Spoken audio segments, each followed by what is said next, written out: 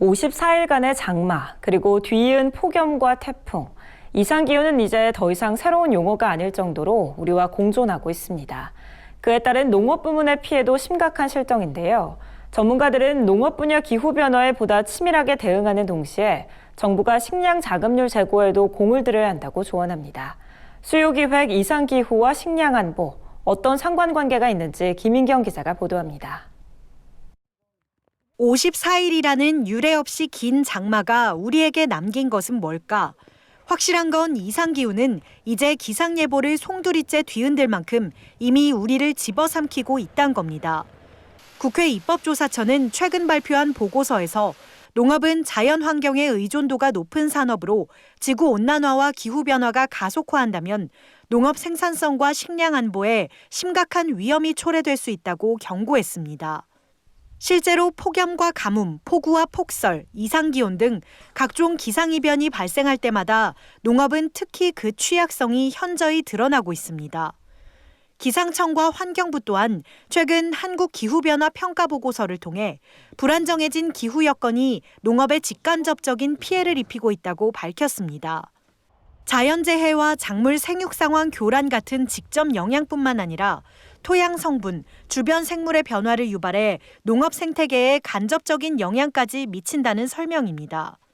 보고서는 특히 앞으로 80년 뒤인 21세기 말이 되면 벼, 콩, 옥수수, 감자 등 식량 작물이 고온 스트레스로 인해 수량이 급격히 줄어들 것이라고 전망했습니다.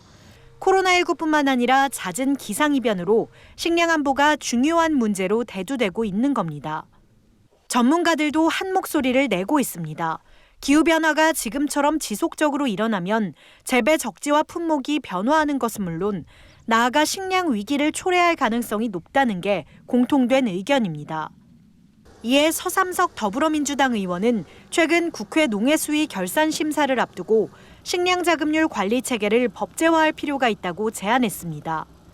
서 의원은 농식품부가 식량 자급률 제고를 위해 논타작물 재배 지원 사업, 밀과 콩 비축 지원 사업, 종자 수매 공급 사업 등 9가지 사업을 추진하고 있는데 매년 예산이 전년 대비 감액되는 추세라고 지적했습니다. 특히 밀 비축 지원 사업 예산은 지난해 100억 원에서 올해 30억 원으로 무려 70%가 감액됐다는 설명입니다. 식량 자급률은 50%를 밑도는 46.7%에 불과합니다. 그럼에도 불구하고 자급률 제고 사업들의 예산이 축소되거나 그나마 진행됐던 그런 사업들이 목표 달성에 현저히 미달되고 있다는 것 또한 문제점으로 지적되고 있습니다. 식량 자급률 제고를 위해서는 기후변화에 신속히 대응할 수 있는 그런 방안들이 마련돼야 된다고 생각합니다. 농민단체들도 근본적인 대책 마련이 필요하다고 목소리를 높이고 있습니다. 전국 농민회 총연맹은 봄철 냉해와 우박 피해, 집중호우와 태풍 피해 등 각종 기상이변이 매년 더 강하게 나타나고 있다면서 농업 피해를 막을 수 있는 제도 마련이 시급하다고 강조했습니다. 실제 더 잦은 자연재해가 발생하고 그러면서 자연스럽게 식량 재배가 위태로워질 수 있는 이런 상황들이 지금 나타나고 있는데요. 이제는 이것들을 시장 방임적으로 맡겨둘 게 아니라 국가가 좀 더 농업의 공공성을 이해를 한다라면 국가의 책임성을 좀 더 강화시켜줄 필요가 있다. 국회 입법조사처 또한 보고서에서 농업농촌 관련 정책에 기후변화의 요소를 반영하고 통합할 것, 관련된 기초 데이터를 생산 및 축적, 표준화할 것, 부처 내 소관부서를 확대하고 역할을 강화할 것, 기후변화 리스크에 대한 종합관리계획을 세울 것 등을 조언했습니다. 식량 자급률 46.7%, 주식이 밥인 나라에서 부끄럽다는 말이 절로 나오는 수치입니다.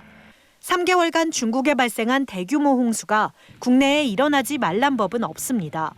최소한 농업 부문에 있어서 기후변화와 식량 안보는 발등에 떨어진 불인 만큼 이제 전문가들의 지적에 귀 기울여야 할 때입니다. NBS 뉴스 김인경입니다.